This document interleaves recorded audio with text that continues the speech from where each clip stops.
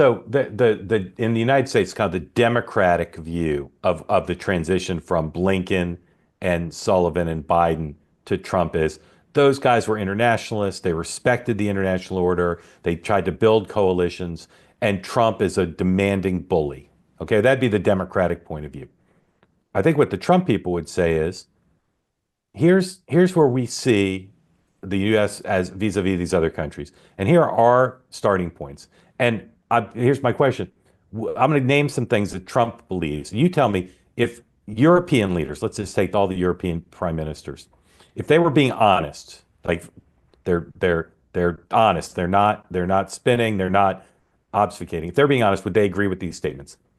That Europe uses non-tariff barriers to gain an unfair trading advantage over the United States. That seems true, right? And they'd admit it if they were being honest, right? Yes?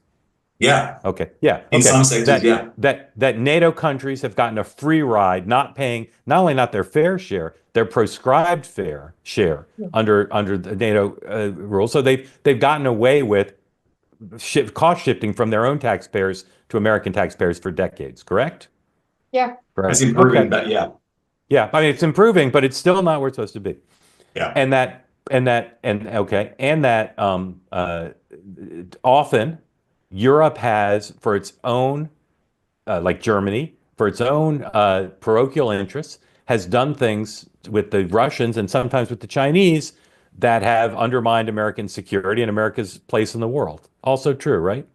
Yes. So Yeah. Yes. you guys are not pro or anti-Trump. You're just fair-minded diplomats. Trump's right about all those things. And the policies he's pursuing, including on tariffs, which I think tariffs are ridiculous, but including on tariffs, are just attempting to reorient the world towards America's leveraging its strengths rather than being treated like a patsy by Europe. Yeah, I think that's right. I think the only nuance that we would add in, and folks who read us will know we've touched on this before, these are valid, legitimate objectives that President Trump is pursuing.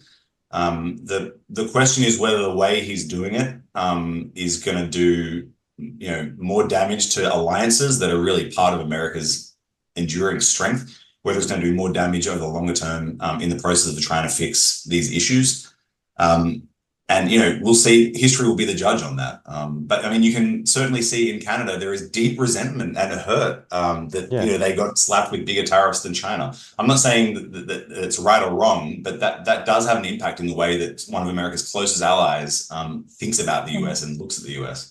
Yeah, and I want to add to that, which is that I think one thing to keep in mind is also Trump is also pushing back on the way China has approached a lot of its international trade, right? In the last 10 years, we've seen China do a lot more bilateral free trade agreements and regional trading blocs, which I think has been in its favor. And the US has not done that. So in some ways, it's also pushing back on the trend that China has been pushing itself to get more favorable deals by doing Right. bilateral sneaky deals on the side. Not sneaky, Right. but you know what I mean. Yeah, understood.